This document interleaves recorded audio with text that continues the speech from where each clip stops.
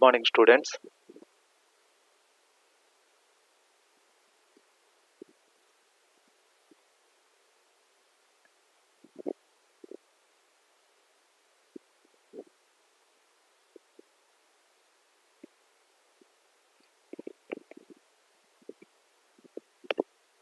So, in the last class, we have begun with the RDBMS SQL JDBC concepts, and yesterday, as the app was too down, I haven't covered much of the theory, and directly I have shown you how to create an application and establish connection to the Oracle database, and also I have shown you how to add the OJDBC jar using the Java build path add external jars, and also I have shown you the Ora file, that is tnsnames.ora file, which is in the admin of the network folder in the DB home, which will make you understand your particular machine service name as well as the port number that is required for you in the connection establishment. And I have also discussed the 5 steps involved in JDBC programming. I hope all of you have tried creating your own application, which I have shown you in the yesterday's class, and I hope all of you have successfully connected to the Oracle database and then created and performed various other SQL operations as well. So just to reiterate, the 5 steps that I have discussed with regard to JDBC programming are: the very first step is loading the driver class, and the driver class which I have used is the Oracle driver, which is from the oracle.jdbc.driver package. So the package name is Oracle, which have a subpackage JDBC, which have another subpackage driver, and then in that driver package we have this Oracle driver. That's the reason we are using the fully qualified name oracle.jdbc.driver.oracle driver. And in order to get this class, you need to add the OJDBC jar, and that's what yesterday you have seen when I was executing. Before adding the OJDBC jar, we got class not found exception. So you need to be careful that if you are getting class not found exception, you just need to check whether you have added the OJDBC jar. If you have added the OJDBC jar, just expand it and see if you can find this Oracle driver in this oracle.jdbc.driver. If not, then what you have to understand is your OJDBC jar got corrupted. So once again, download a fresh OJDBC jar from the internet and paste it in the same location, and once again add through external jars this OJDBC jar and try to rerun the program. If anybody gets, even after adding the jar file, class not found exception, this is what you have to do. So you just need to download the OJDBC jar from the internet and replace the OJDBC jar that you already got it, and then once again rerun the program. And step 2 is creating the connection object. So for creating connection object, we are using the driver manager.getConnection. So this driver manager is the class, and it has a static method getConnection, and this static method getConnection takes 3 arguments and returns the connection object. And the 3 arguments that we will be providing to this getConnection method are URL, username, password, and the URL will also contain in the form JDBC Oracle IP address, or @localhost if it is in the local machine, port number service name. So this port number and service name, you can find it from the tnsnames.ora file, as I have said you, and username and password. So by default when you install, you will be giving a password. That will be the password, and username will be system. And if you can unlock it, as I have shown you in the last class, you can unlock the Scott account by using the command alter user Scott account unlock. By using this command, you can just unlock the Scott account so that you are comfortable to use Scott and Tiger. But by default, this Scott account is locked in Oracle 11g, and I have shown you how to unlock that particular account.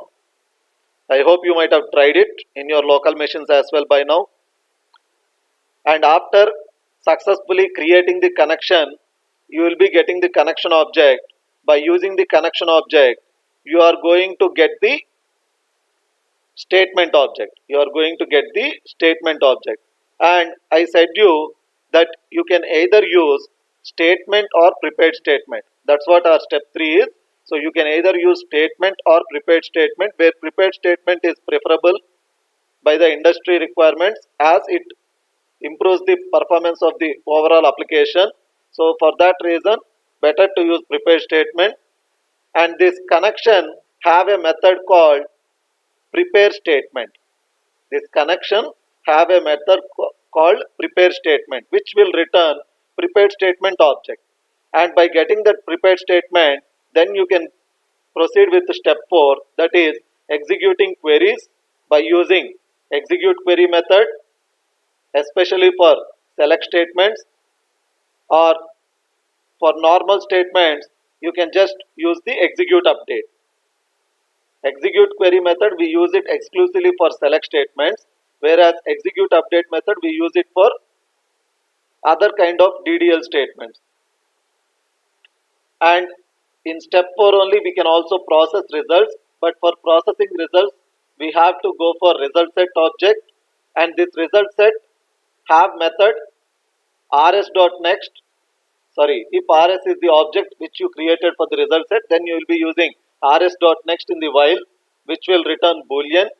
And through this you can just get record by record, which you can retrieve each and every column, I mean the attributes, by using the methods getInt or getString with appropriate to the number type. If it is, then you will be using getInt method, and if it is a varchar type, then you will be using the getString method. And this getInt or getString will be taking an argument which will be the integer value, which is nothing but the column index. And this column indexes from the table, you will be starting it with the first column as 1 only, not like a regular array indexing which starts from 0. Because with our arrays, indexing starts from 0, but when you use the result set in order to process your table, then you will be using columns indexing from 1 only, not from 0. Just remember that one point. And once you have processed your results and you retrieve the records which you require for your application, then you can just go for step 5, which is nothing but the closing connection and statements. So this is what we have just discussed yesterday, and I have shown you how to do that with a simple JDBC example program. I just created a student table that have 2 columns with ID and name, but we haven't enforced any constraints or the keys. I mean, directly we just created a table and we just inserted a record, and we have seen the things are getting properly connected and records are getting inserted successfully. And I have even shown you by opening the SQL command, I mean SQL plus I have opened, and there I have shown you how the table got created and the records got inserted. So all that we have seen. Let's cover few more theory topics, and then I'll show you how you will be getting project and what you will be asked to do with the JDBC program. That I'll just tell you at the end so that you can understand, because everyone, whatever the project you might be getting, like I have shown you in my earlier sessions, now also I'll be showing you by opening my CPC project which I got for my assessment exam. So I got a flight reservation kind of mini project. So similarly there will be rail reservation project or student management project, bank account management project. Like this there will be several projects, but whatever might be the project, compulsory you will be using this JDBC concepts. And one thing what you will be requiring over there is sequence, which I haven't covered in yesterday's class. Today I'll be covering how to create a sequence and how do you retrieve that sequence value, because we require that sequence value in order to insert records into the tables. So unless you know the sequence value, you can't insert records, because sequence will be created by the server itself.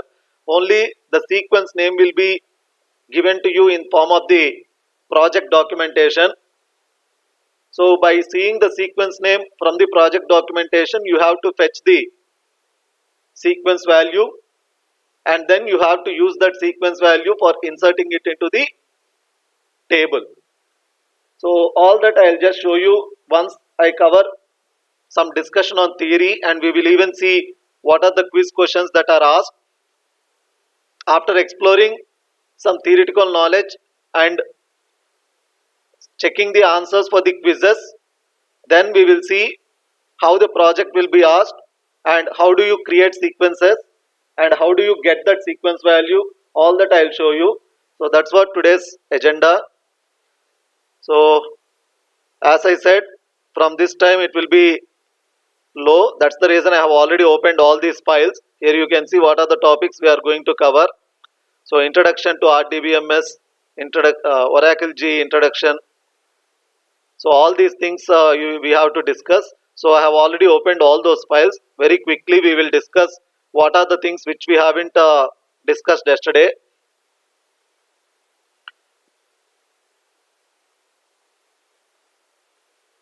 So you need to understand all these basic definitions, file management system, and why we are going to DBMS, and what are the drawbacks of file management system, and by going to database management system, what are the benefits you are going to get, and what are the functionalities of database management system, and then the database models, which are nothing but the hierarchical model, network model, relational model, and then the object oriented model. So these are the basic 4 types of database models, and we are using the relational database model, even though now the object oriented database models are also in existence, but still we are using the relational database models, because whatever the databases you look at in the market right now, that is, it can be Microsoft SQL Server or the Oracle database which we are using in our application, or it might be MySQL, or it might be IBM's DB2. I think you might have heard about all these terms. So these are the different databases from different vendors. So Microsoft has its own database, named it as Microsoft SQL Server, and Oracle have its own database, named it as Oracle database itself, and MySQL and IBM DB2. So all these are the different database that uses this relational database model. And coming to object oriented database models, it's the future which will be with object oriented concepts, and the best database models that are in existence that uses this object oriented models are Gemstone and Genome are the best database models that applies this object oriented database concepts. So anyway, these are all the things you just need to understand, and this definition I have already discussed yesterday itself. So data is nothing but the facts, and database is nothing but logical collection of such facts. So this is what the basic definition you just need to remember. So data is the facts, and database is collection of such related facts. Coming to file management system, so it is the set of computer programs that maintains the data stored in a file system, and it is the very traditional method of retrieving the data.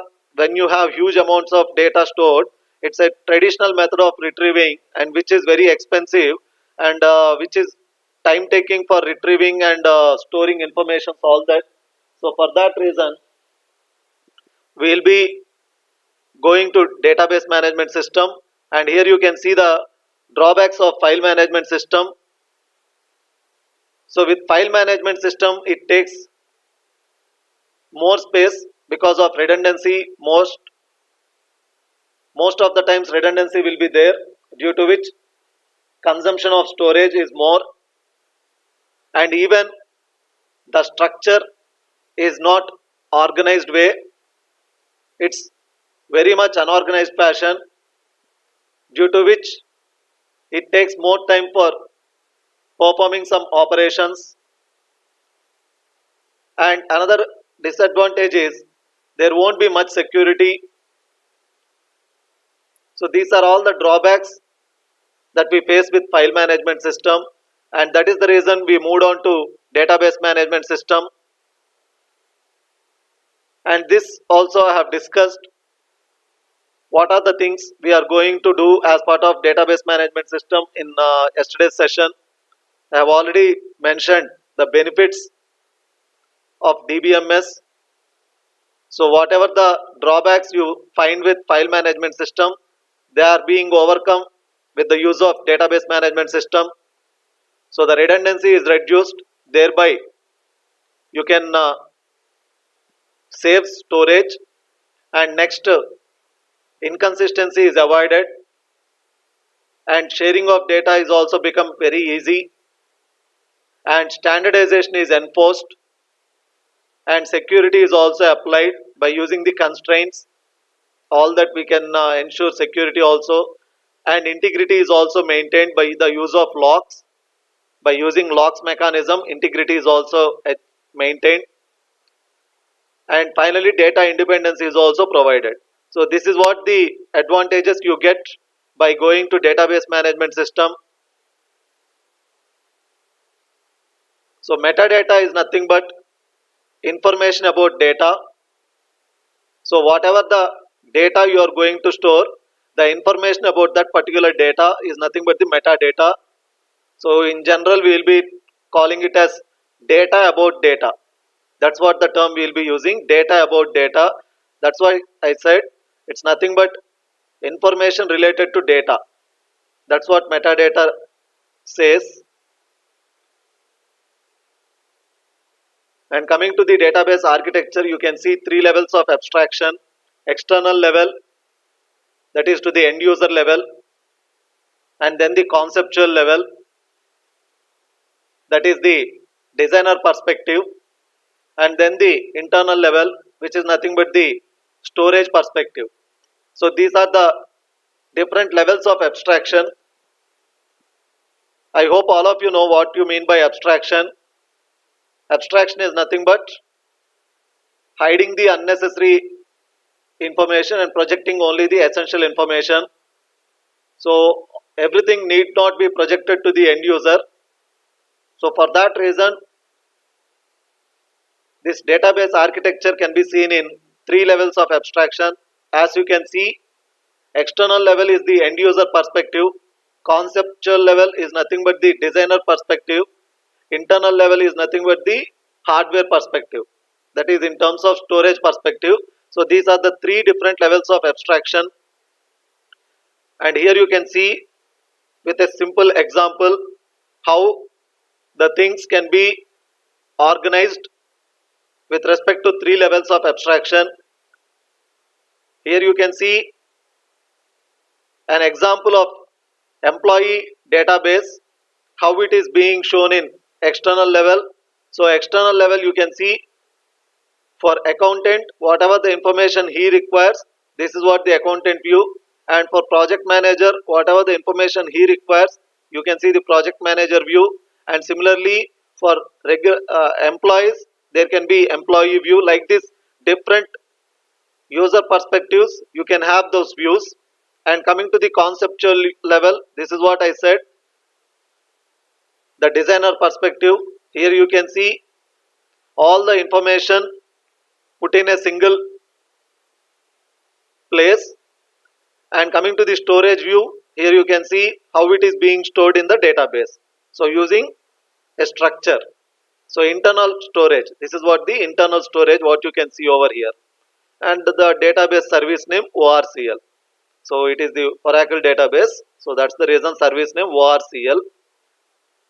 And the same thing here it is represented in diagrammatic way. Here you can see in relational view. That's the only difference. And these are all the differences between the file management system and the database management system. I think you can just read it and understand. So file management system is very simple to understand than compared to the database management system, and file management system is less expensive than compared to the investment you need to incur with the database organization.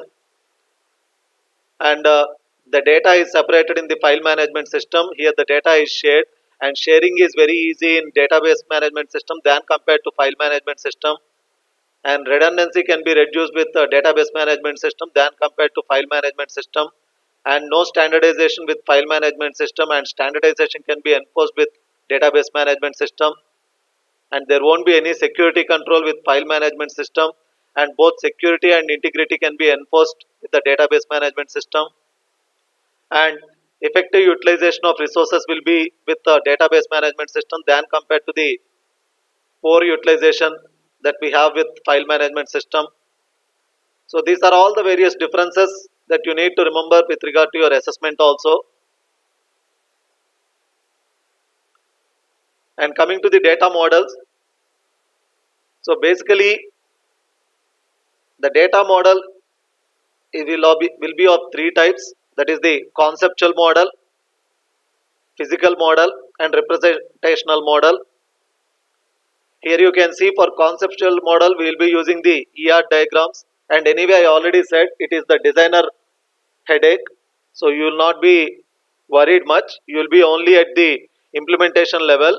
So conceptual model is nothing but ER diagrams, so you need to understand ER diagrams, but anyway the designer, or we will be calling it as the architect. In industry terms they will be known as software architects. So they will be doing this design, and then your task is to perform the implementation. Over your experience of 10 to 15 years, definitely you can become the architect who will be having command to perform these kind of designs for a given project. And physical model, here as I said, these are the different database models that are in existence. Hierarchical model, which is the very oldest kind of model, hierarchical model, and IBM's information management system was firstly implemented in hierarchical model only, and it is the IBM company only which have first come up with their database, and they have used this hierarchical model. But I think hierarchical means you can understand it's nothing like a tree structure where sharing is not possible with that kind of model. There are certain limitations with the hierarchical model, but still IBM is the first company to come up with their own database which they have used this hierarchical model. And as I said, one of the limitation with this hierarchical model is the sharing of files was not so easy, because you know that in a hierarchical model every file will have, I mean every node will have only single child, and there won't be any back edges, due to which sharing is not possible. And later, by identifying the limitations with the hierarchical model, network model have come into picture, and HP's Image 3000 is the best database model that have gained importance by the use of network model. And with the network model, sharing have become easier. But even though sharing was becoming easier, but still the dangling references played a major impact there. It's like a graphical model. Network model is nothing like a graphical model where you can have edges here and there moving from one node to other node. You can have even cycles, all that. But removing a node will leave you dangling pointers.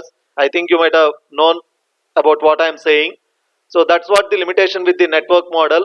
So with the network database model, sharing have become very easier, but leaving us with the limitation of dangling pointers concept. And then comes the relational database models, which we are going to discuss now because that's what our concentration is on. So relational database models, as I mentioned, here we are going to use completely relations, where we are speaking of tables. Relation is nothing but a tables, and these relations contain tuples and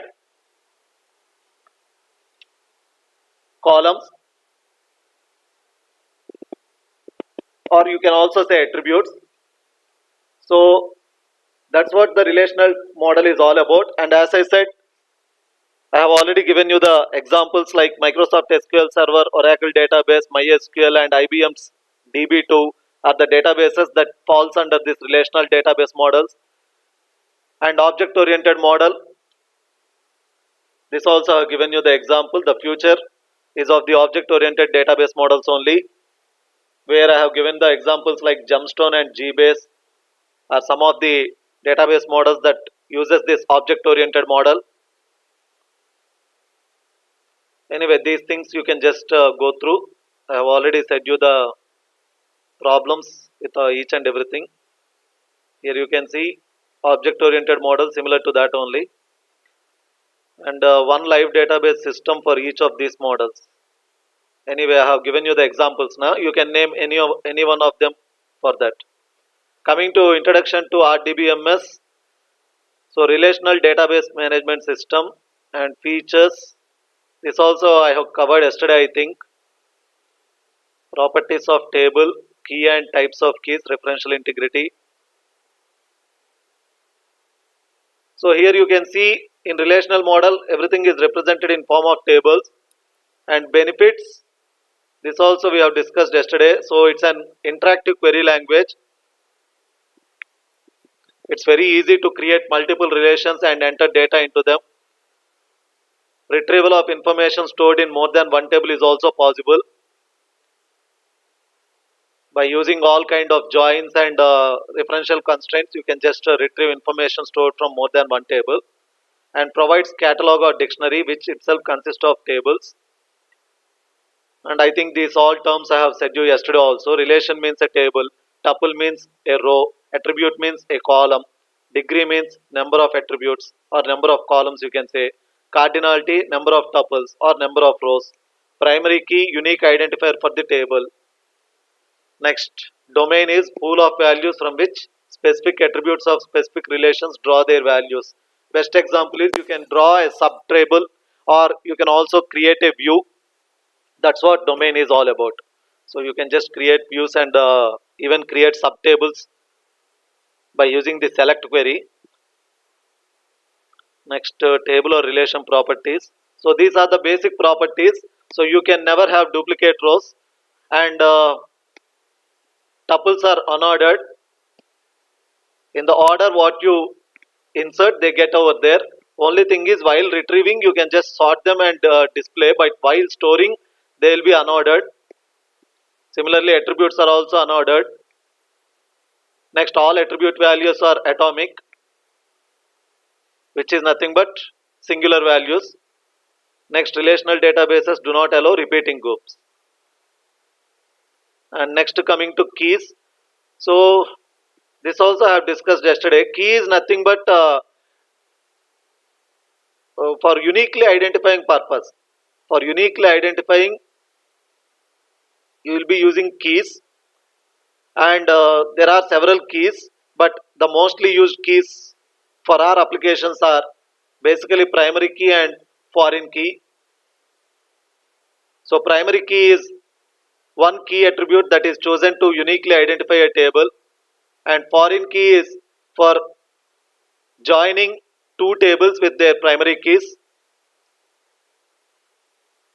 Here you can see the example is also given. Here there is a table enrolled and a student table. In enrolled table you can see SID, and in student table also you can see SID, which both are primary key. And here you can see the foreign key referring to SID of student relation. So whatever the SID here in the enrolled table, it should be existing in the student.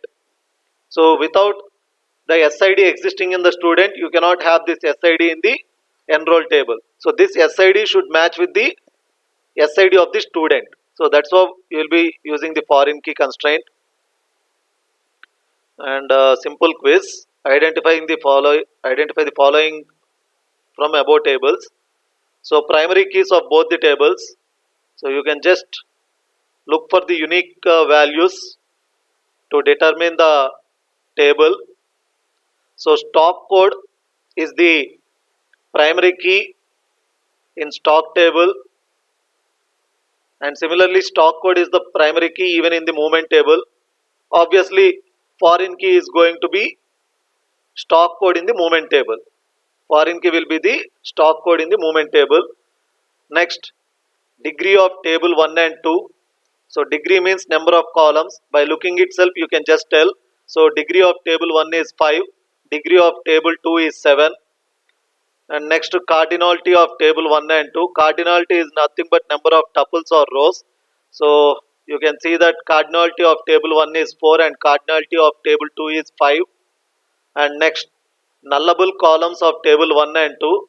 So nullable columns are nothing but having null values. So which columns you can see? So quantity on hand and average cost you can see in the stock table, and in movement table similarly you can see supplier name and document number which are not specified. So you can just see and answer those things anyway. So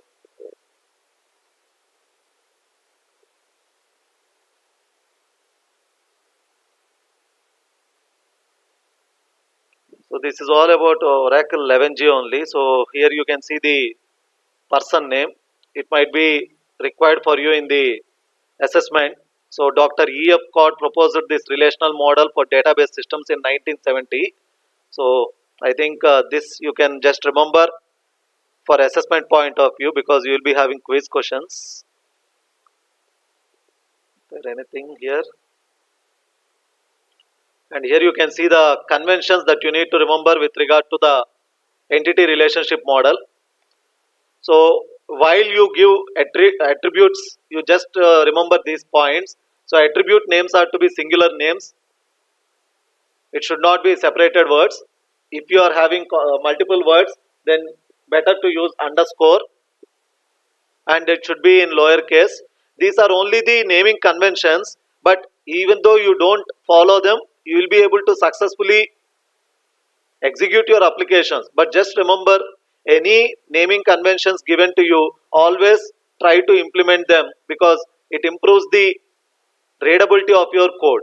It improves the readability of your code. For that reason, always try to practice the naming conventions. So as you can see, attribute namings, when you are going to give, just make sure that they will be of singular name. And if you have multiple words, try to use the underscore for those words. Like if first name and last name are your column names, then try to use first underscore name, similarly last underscore name, something like that, and use only lowercase. And here you can see, if there is a star, it's a mandatory field. If O is there, it's an optional field. Similarly for entity, it is also singular unique name, and it should be in uppercase. And then softbox. So softbox is nothing but, here you can see there won't be sharp edges. Here you can see you'll be having a circular edges, something like this. So that's what softbox is all about. Next, synonym in parenthesis. So examples here you can see employee, department, which are the entities. That's why represented in capital letters. And number, here you can see, since it's a number, hash is represented, and star indicating it's a mandatory field. Next, name, hash is mandatory as well as primary key. That's what hash represents. Here you can see the notations were also given. Hash primary marked, and star mandatory one, O optional one. So job title you can give or not for employee. Similarly department also, Department number is the primary key and mandatory field. Department name is also mandatory, and the location is optional field. So that's what there you can see.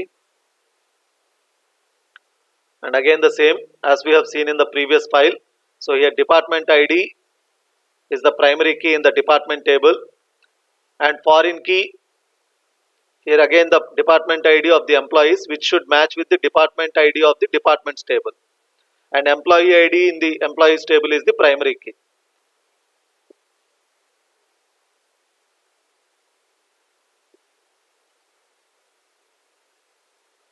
So here you can see the summary of the types of commands. This I have discussed yesterday. Here you can see the summary.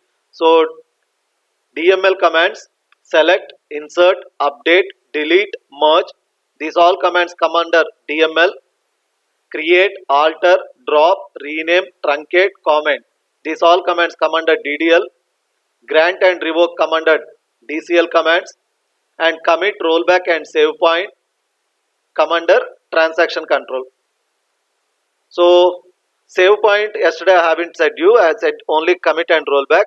So save point is nothing but you are going to keep like a bookmark for your notebook, so that whenever you want to go back and continue your reading, what you will be doing, directly you will go to the bookmark. Now in similar fashion you can create save points during the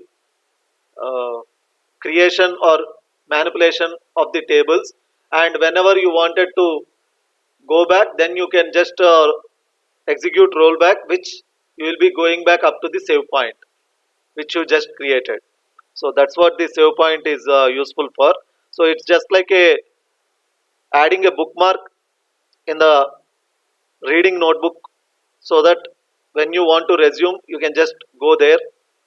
For that reason, here also you can just create checkpoints, and whenever you perform rollback you will be going to the previously created checkpoint. So anyway, SQL developer we are not going to use. We will be using only SQL plus, which I have shown you, and you don't require also, because our task is only to perform the all DDL or DML operations, so which you can even do it with the SQL plus. So I haven't installed any SQL developer, but still we can perform all kind of operations even in the SQL plus terminal itself. So here an ER diagram is just given for your understanding with regard to the employee database only. So entities you can see given in capital letters, and all attributes given in small letters, and as I said you can see the separator used as underscore, and this is how you need to make sure that you will be following the naming conventions. So separator will be underscore but no segregation, and the blue color things here what you can see are the primary keys, and here by mistakenly they might have given this start date as blue color, but start date I don't think it requires any primary key. Employee ID itself will be sufficient for. Anyway, employee ID is a foreign key here, which has to match with the employee ID of the employees table.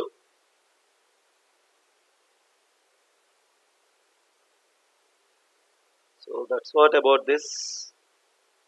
And next, retrieving data using select statement. So select also I think we have seen very uh, simple and plain way of looking only. I think most of you might be knowing only the plain way of representing, but in the assessments compulsory you can expect some uh, different ways of asking the select query. So just you need to have a careful observation of this select usages, because I think most of you might be familiar with only selecting using star or column names and from the table name. That's the only thing we'll be using, but you can have different varieties of using select queries. So let's examine them. So here you can see select star, which indicates all columns, or you can use this distinct in order to get only unique features rather than any duplicate things.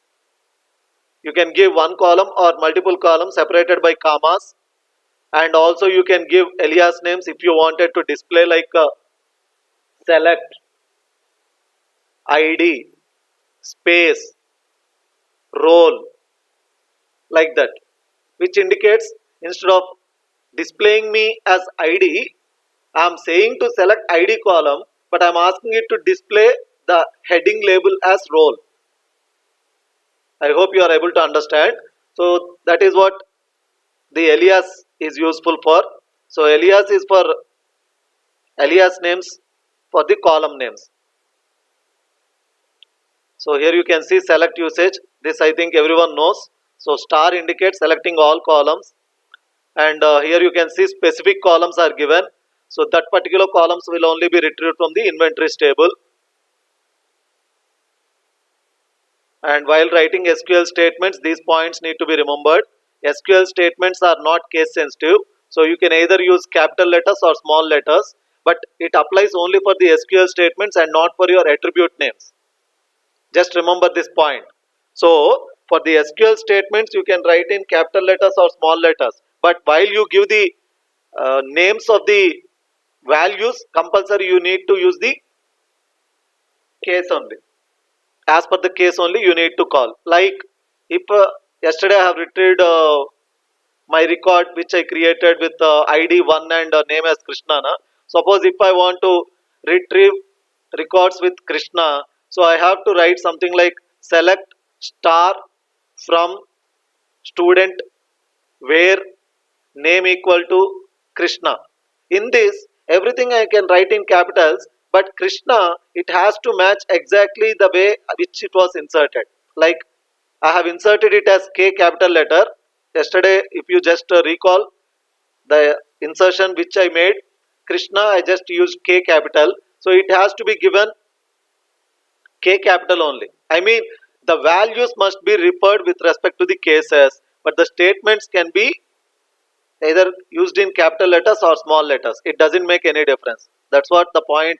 SQL statements are not case sensitive, but values compulsory, it will be case, strictly case. Next, SQL statements can be entered on one or more lines. Obviously you can enter it in a single line itself and press enter, but it's not a good way of making the others to easily understand. For that reason, what you will be doing is, as you have seen here, select and then the column names, and from you are writing in separate line, and this is what I am saying. So here you can use select and from, all these things in small letters also, doesn't matter. And keywords cannot be abbreviated or split across lines, so just remember that point. I mean, SEL and then ECT you can't give in the next line. That's what the point is. And in SQL Developer, SQL statements can be optionally terminated by a semicolon, but in SQL Plus it's mandatory. So this is what the difference. But in SQL Plus, mandatorily you need to give semicolon. If you don't give semicolon and press enter, it will fall in a new line and still cursor waits there asking you to continue with your query typing. So in SQL Plus, semicolon is mandatory, but in SQL Developer, optionally. So clauses are usually placed on separate lines. That's what the where clause or from clause you can see falling in separate lines. And the indents are used to enhance readability. So far we have seen, but in general, when you have multiple selects written in a single query statement, then you will be using indenting for making it easily understandable. Anyway, these are all the alignments fashion. So here you can see how things are being aligned in developer and SQL Plus. A simple comparison was given to you. As you can see here, numbers fall in the right side alignment, strings fall in the left side alignment. Similarly, date also falls in the left side alignment, because date is also string type only. That's the reason. Here you can see all names and dates will be falling in left side, numbers falls in the right side. It's only the alignment representation. And this is all about SQL Developer, and these are the basic operators. So here you can see how it is being used. So this is how you can even perform arithmetic operations over the columns. But make sure that all the arithmetic operations you are going to apply it only on the number type columns, not on the string type columns. Always the arithmetic operators should be used only over the number type columns. You can just try and experiment what happens if you try on the string type columns, string or date type columns. If you try this arithmetic operations, what happens, you can just experiment and see. It will just say not a number, it will just say not a number as error. So always make sure that arithmetic operators that you are applying will be only on the number type attributes. The same thing, there we have used addition. Here we are just doing the multiplication of the quality on hand by 12 times and then the summing up 200 value. So just to make you understand with brackets and without brackets, here you can see multiplication will be first performed and then 200 will be added. Here 200 will be added first to the quality on hand and then it will be multiplied by 12. That's what here the difference values you can see. So null is also allowed. That means if you are not specifying any value,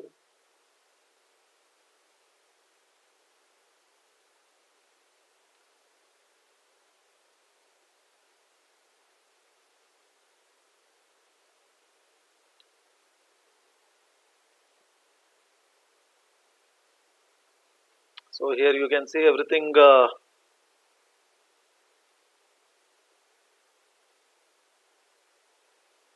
This is what aliasing is all about. Here you can see product ID as product, and this is also fine. Here order also you can see this is also fine. It's not mandatory to use the as. If you use as or not, but immediately if you are giving alias name just to the next of column name, automatically that will be the name which will be displayed in the output. Here you can see instead of product ID, product is being shown to you in the table. I hope you are observing. So product ID as product, when you are saying, obviously instead of displaying or returning you as product ID, it will return you as product. That's what you can see here. Similarly, quality on hand, quantity. So instead of giving you quantity on hand, it just gives you quantity. And using double quotes or not is optional. Whether you use the double quotes or not, it's optional. That's what, just to make you understand here, in the next query you can see with the use of double quotes. And as keyword is also optional. As I said you, using as keyword is also optional. So attribute name, immediately you are going to give the aliasing name, and the aliasing name will be your column label. When displayed, the aliasing name will be your column label, and double quotes usage is optional, as I said you. And this is what the concatenation operator. So this concatenation operator, you can just use it over any number of columns.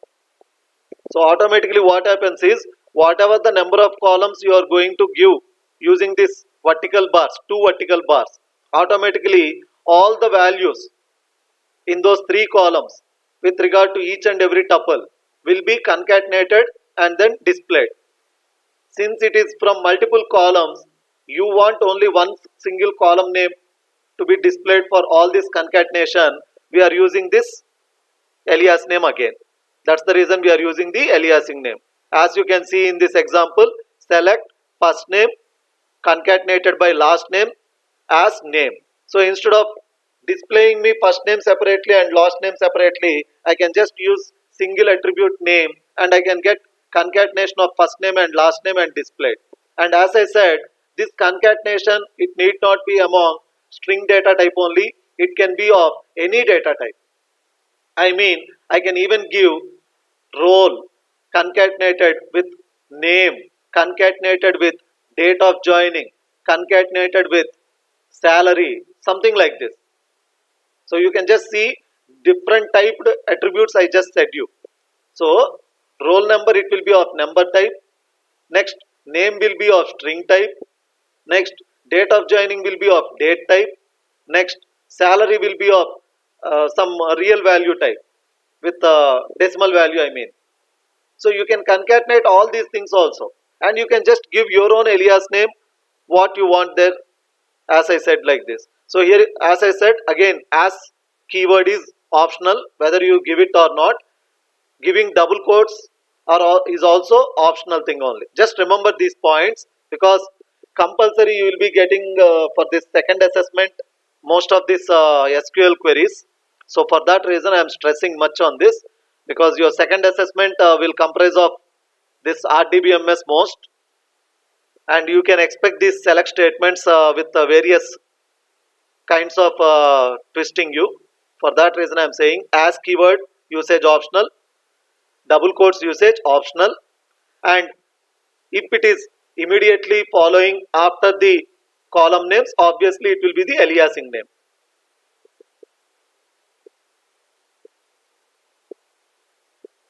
So even you can have some string also concatenated in between the column names, as you can see in this example.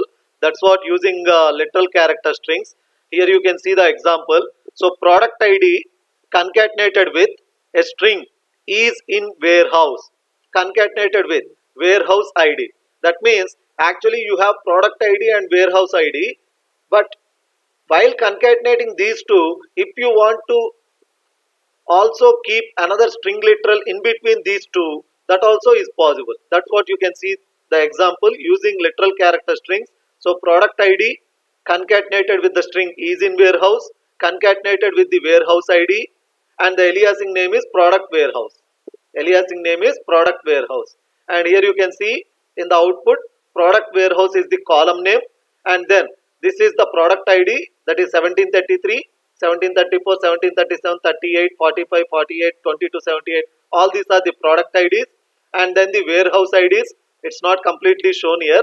The warehouse IDs are started with something with one, and is in warehouse in between. Is in warehouse in between this product ID and warehouse ID. I hope you are able to understand. So this is how you can even add string literals as concatenated to your attributes. So that's also possible. And similarly, if you want to have single quotes concatenated, that is also possible. So for adding single quotes, this is how you have to do. So here you can see select department name concatenated with single quote. For saying single quote is there, you have to write like this: Q apostrophe and then department's manager ID in brackets. So this is how you can even specify, and then that is concatenated with the manager ID. And that's what here you can see department. First one I am saying administration is the department name, and then department's manager ID, which is represented in the single quotes here, and then concatenated by the manager ID, which is 200, which you can see here, something like this. So you can see marketing, shipping, IT, sales, executive, accounting, contracting. All these are the department names retrieved from the departments table. And next, department's manager ID is the common string which you can see in all these things, that is containing the apostrophe, single quote. And then here you can see 200, 201, 124, 103, 149, 100, 205, all that. One ID is missing here anyway. So all these are the manager IDs taken from the departments table. So this is how you can use, and I hope you understood why this Q attribute has to be Q literal has to be used, because we are using single quotes for the strings. And if you directly write departments manager ID, what happens? Before D there will be a single quote, and then when after T there is a single quote, obviously it treats it as end of the string. That's the reason we have to use this kind of square brackets and prefixed by Q, indicating it is there is a single quote present there. And then there you can see next, use of distinct. So use of distinct is nothing but getting you unique values,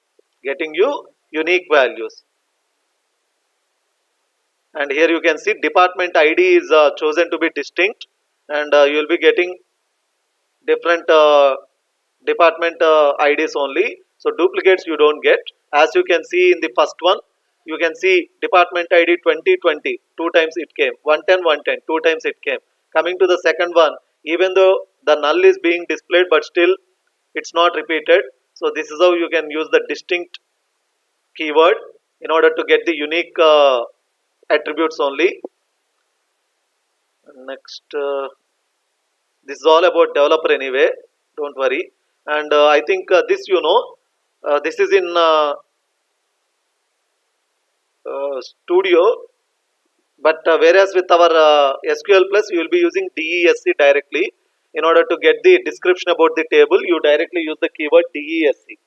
So DESC table name will give you the complete information about that particular table, that is the attributes and then the types and then the constraints, all that it will give you. Okay, very quickly quiz. Identify the select statements that execute successfully. So see the first one. Select first name, last name, job ID, salary into 12 as yearly sal from employees. Is it correct way of writing and will it execute? Yes, it will execute because first name fine, last name fine, job ID okay. Next salary, since it is a number type only, and I said you all kind of arithmetic operations can be applied on number types. So that's the reason salary will be multiplied by 12 times and the column name will be as yearly sal and you will be getting it displayed. Fine. Next, coming to the second one is also the same thing. I already said you can use the alias name in double quotes or you can just leave it as it is. As keyword is also optional, I said you. So second one also will execute successfully. Oh, sorry. One small mistake what we have to carefully observe. This is what missing. Yearly sal. As you can see, there is no underscore. So the separator is not properly used. So here you will be getting first one error only you will be getting because yearly and sal are not joined by the underscore operator. So the first one will give error. First one will give error. Second one it works fine because terminating character is double quotes, right? So that's fine. I hope you are able to understand what I am saying. Here in the first one, yearly sal, there is no separator joined, that is underscore is not there. And coming to the second case, here you can see in double quotes. So everything in double quotes will be treated as the alias name. Obviously third one also fine. Only difference is as keyword is used. So anyway third one also will execute successfully. Next, coming to fourth one. So this will give you error. I hope you can understand because I already said you first name plus last name. Definitely plus is an arithmetic operator which cannot be used among non-number types. First name and last name are of string types, I mean varchar types, but you cannot apply them using plus. So you have to use the two vertical bars for concatenation, but here you can see plus is being used. So if it is in case of our Java code or Python code, you can get the concatenation, but in case of the select query, this will give you error because plus cannot be applied among non-number types. So fourth one will not execute. Coming to fifth one. So obviously you can understand this will also not execute because fifth one you can see warehouse ID as product. This is fine. But what about the second string? So second string you cannot say for it is for what. So that is wrong. So fifth one will not execute. Next, coming to sixth one, order ID concatenated with is in. But again if you observe, it's not alias name. And where are the quotes? Here the quotes are missing.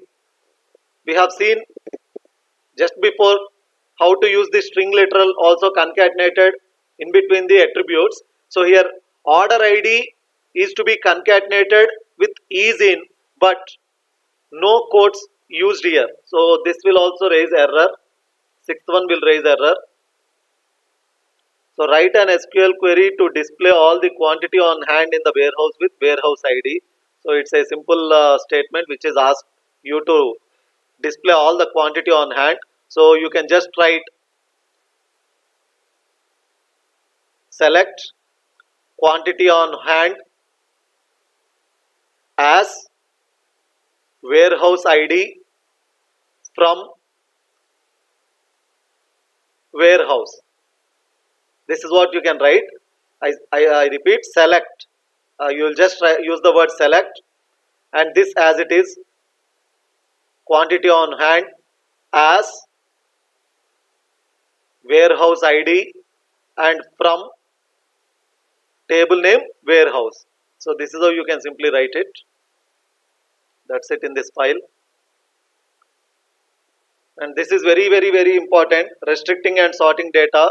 So all kind of strict enforcing on the data, you will be using this particular limitations. So where clause, I think all CSC people definitely know the use of where clause, how to use it, and what are the other things that you can use it with where clause. But EC people, I don't think you might have learned these things. So restricting the rows using where clause.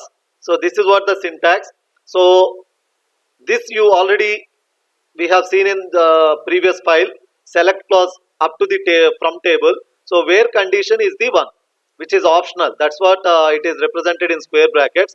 Anything represented in square brackets, you just understand that is optional value.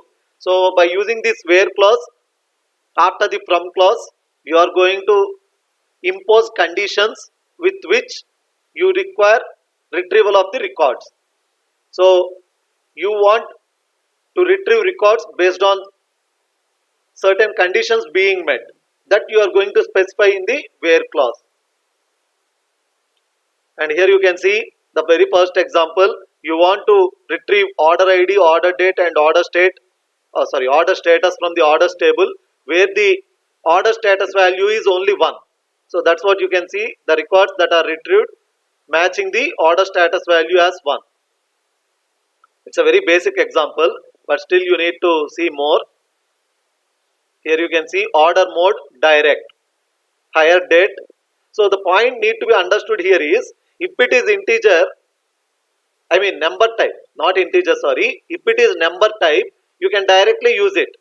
As you can see here, how it is given without any quotes usage. But if it is whatever the where clause, the value what you are specifying, if it is of date type or string type, you have to use the quotes. That's what the point to be noted here. So order mode equal to direct. So single quotes usage is must. Single quotes usage is must. Similarly, hire date. This also you just remember, this is the standard date format, DD MON YY. This is the standard date format, DD MON YY.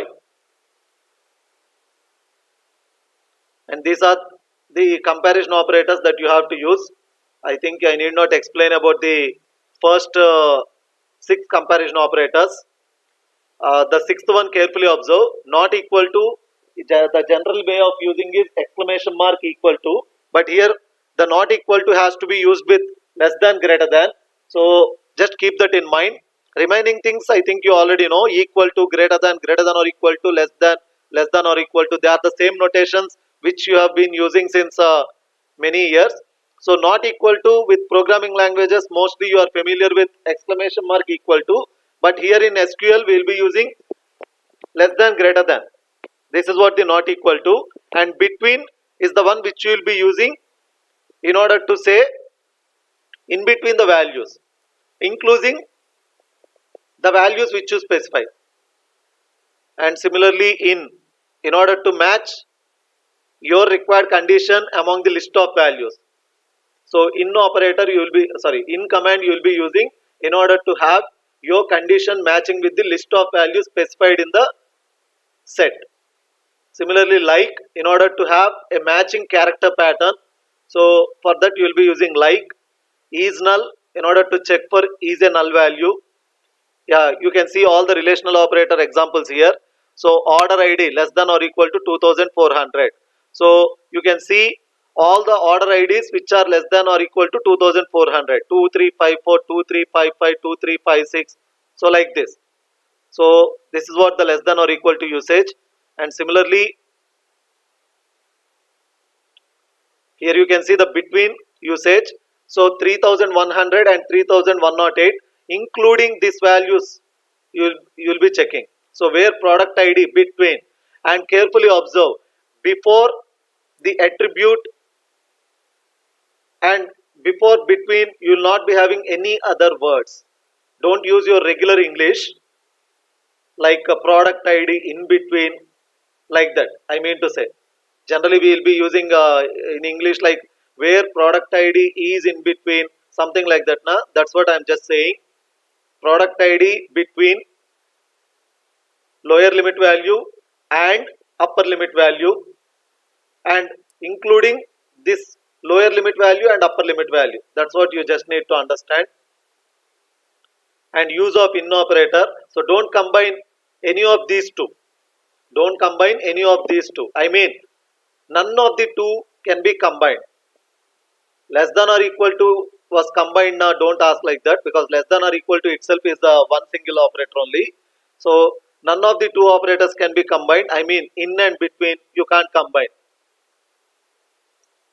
Here you can see where order ID in, as we have seen above in the description, in operator is used to check whether this order ID is having something among these list. Only those things will be retrieved. So order ID that is available with this list of elements only will be retrieved. That's what in operator. Similarly, like, so as I said you, like is used for pattern matching. So you can see like yes percentile. Percentile represents any number of characters. So only thing you are saying is first name should start with yes. Here this particular query, what you are asking is, you are asking all the records, that is the first name from the employees table, where first name like yes percentile. You are just asking one condition, that to retrieve first names that start with yes. You are asking to retrieve first names that start with yes. Any number of characters. Percentile means any number of characters, whereas underscore denotes one character. Yeah, here you can see.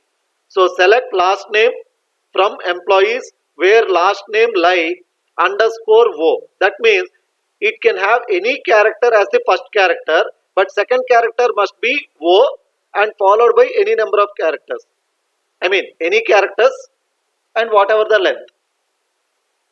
I repeat, here like underscore wo percentile represents the first character can be anything. The first character can be anything. Second character must be wo. And next you can have any characters of any length.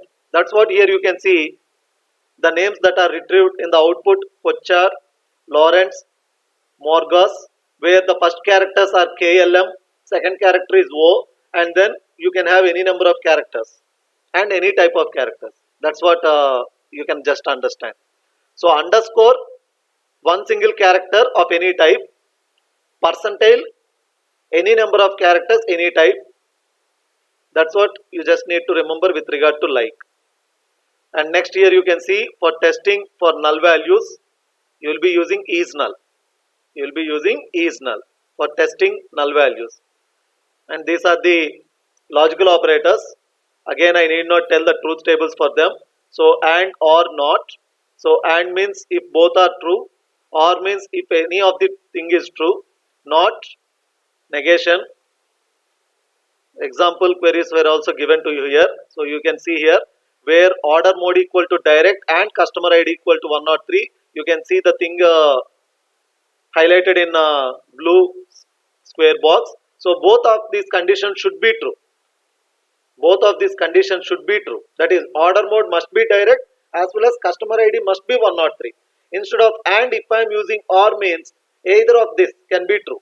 That means it will retrieve all the records with order mode equal to direct as well as customer ID is 103. That's what if I use or. Yeah, here anyway there is or example also given. So where order status equal to 0 or order total greater than or equal to 1 lakh. So that means it will retrieve the records that matches order status value 0 Also it retrieves the records that matches order total greater than 1 lakh. So that's why you can see here order status 0, even though this total is not greater than 1 lakh.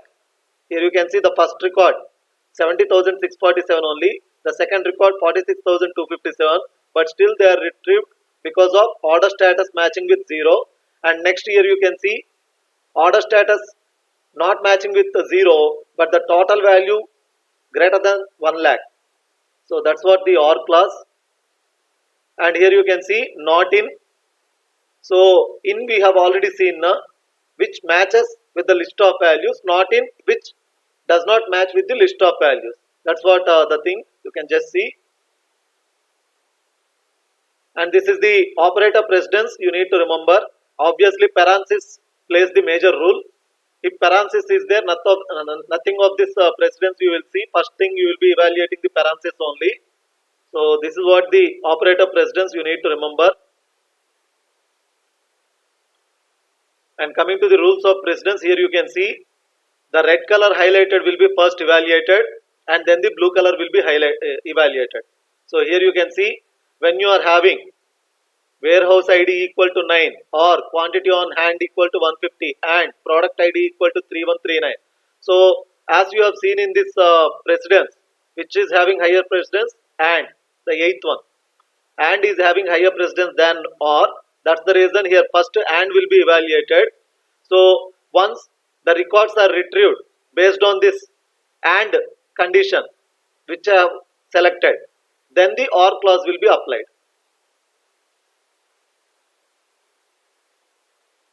Now here you can see the use of parenthesis. The same thing, the same query, if you observe the difference between the first one and second one, for the second one brackets are used. So when parenthesis comes, then the precedence will not come into picture. So first you will be evaluating the parenthesis expression only. So that's what the difference you can see. And next order by clause, this is also very important. So order by is used to retrieve records in ascending order or descending order, and even you can have multiple attributes after the order by clause. So when you have multiple attributes after the order by clause, so obviously based on the order how you are writing, accordingly the things will be ordered.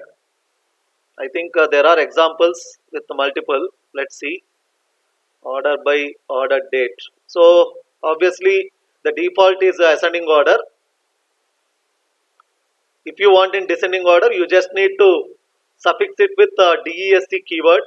So if you use DESC keyword, obviously it will be coming in descending order. Otherwise it comes in ascending order. Even you can give the column index also. Order by 3. Automatically the third column is sorted. The records are retrieved and they comes in sorted of ascending order of the third column. That's what here you can see. You can even give like this column position also. Yeah, this is what I am saying. Here you can see multiple attributes are given. Here you can see order by, department ID, salary, descending. So what happens is, first what it will perform is, it performs the ascending order of the department ID. Because department ID is not suffixed with any keyword like DESC. So by default, first what happens is, it retrieves the records, that is the last name, department ID, salary columns will be retrieved and sorted with the department ID ascending order. After that, the salaries are sorted in descending order. Just like in Excel, if you know how to use filters, you can understand what I am saying. In Excel, if you might have used filters any point of time, you might be understanding what I am saying. So what you will be doing, you have some table and then you have just applied filter. So the entire first row, you can see the filter symbol, and first thing what I am doing is, I am selecting the department ID filter and then I am clicking there, sort A to Z. So it will come in ascending order. And next I am moving my mouse cursor to the salary column, and there again I am clicking the salary filter. There I am clicking sort Z to A.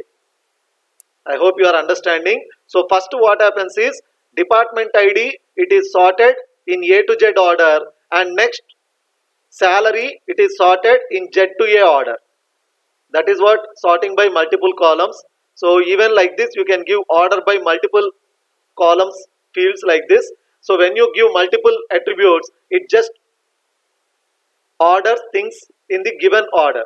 Like here, department ID first sorted in ascending, next salary in descending. Suppose if you are given comma last name, then again what happens after sorting salary in descending order, again last name will be sorted in ascending, something like that. So you can even sort by multiple columns using the order by clause.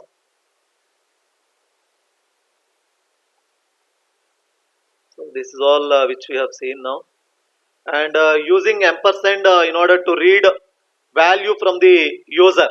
So here you can see select product ID, warehouse ID, quantity on hand from inventories, where product ID equal to ampersand product ID.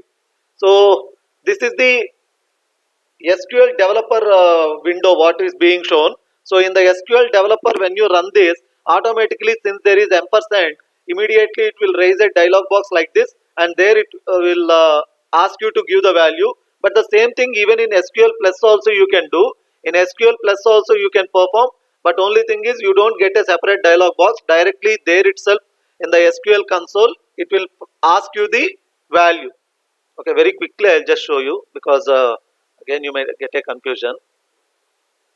So let me use the yesterday's table which I just created. So I am just giving my username password Scott and Tiger. So I hope you can see the screen. So let me just check whether the table is there or not. Select a star from student. Yeah, it's there anyway. So here you can see one is there now. So similarly I'll just use it. Select star from student, where ID equal to ampersand ID. So this is how, and this is what the way how you have to give. Even I can type this entire thing in single line, but thing is it will make you understand if I just do it in the naming convention style. So here you can see select star from student, where ID equal to ampersand ID. So I'm not specifying the value, I want user to give the value. So here you can see enter value for ID. So I'm just giving 1. So as you can see, it have just retrieved that matches with ID. Suppose if I can even give with the name also, but only thing what you just need to remember is,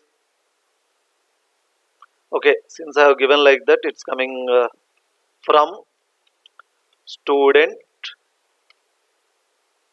where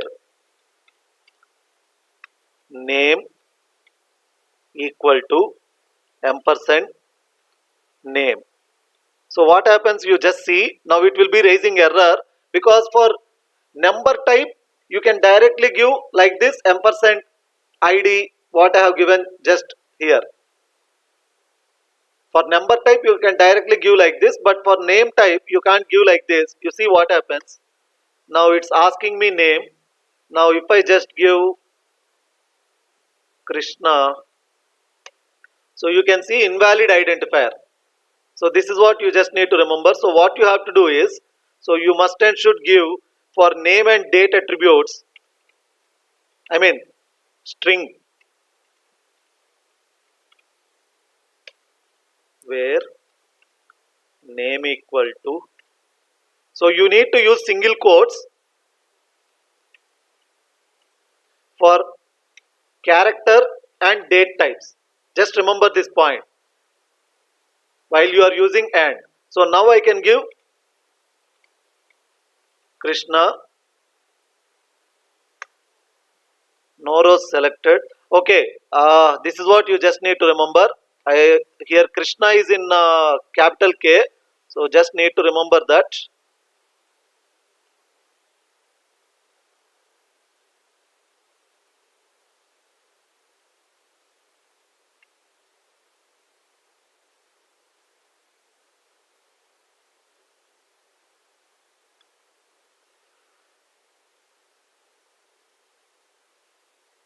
think I made a mistake.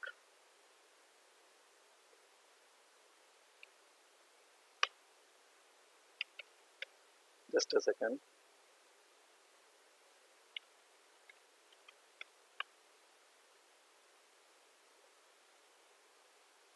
Okay, select star from student.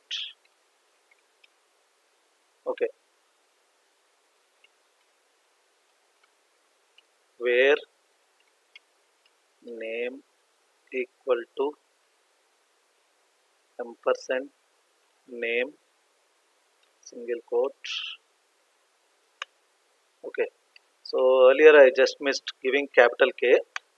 Yeah, here you can see. So just remember this one point. So when you are using this ampersand, if it is number type you can give it directly, but if it is string type or date type, then you have to use this single quotes. Yeah, as I have said you, here you can see. So even in SQL Plus, you can use every of the queries in these examples. You can just try and explore them.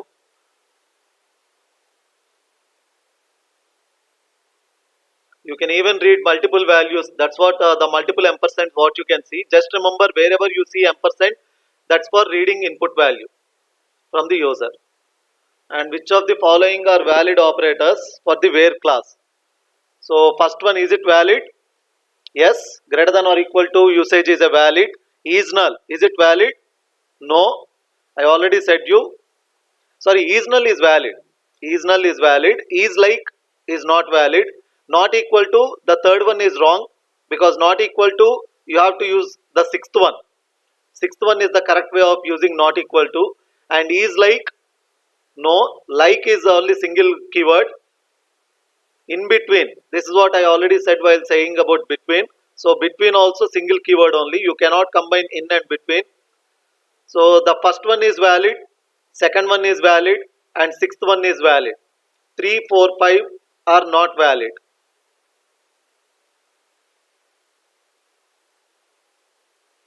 So anyway, I'll just stop it here.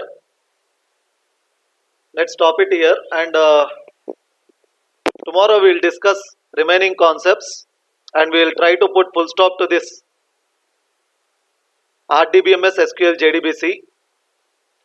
There are many things still I haven't discussed about the project asking. I already said you I'll show, but since it's been more than 1 hour, I'll just stop it here. And in tomorrow's class, I'll show once again my project, and I'll tell you how JDBC project question you will be getting, and what are the things you need to take care while creating your project for the final assessment. So any queries with regard to today's session, you can just post it in the comment section, else you can post your roll numbers for attendance. I'll be waiting. You can post any queries in the comment section or post your roll numbers for attendance.